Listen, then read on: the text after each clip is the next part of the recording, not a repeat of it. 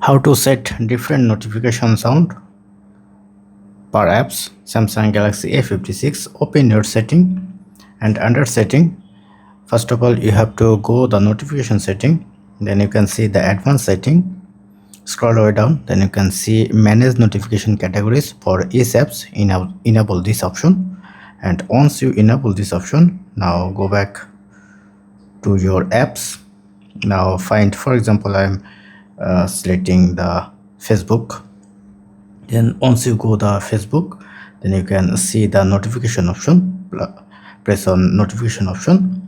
If it's disabled or block, just enable this option, enable.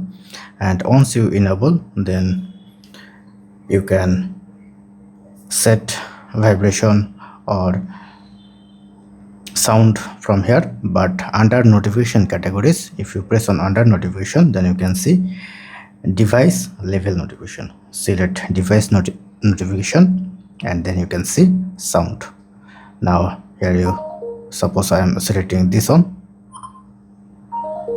then go back and go back, go back, go back, go back, and now I am selecting the different notification sound for the other apps. For example, Xness, these apps, and you can see notification. Just enable this option, and then notification categories, press on general.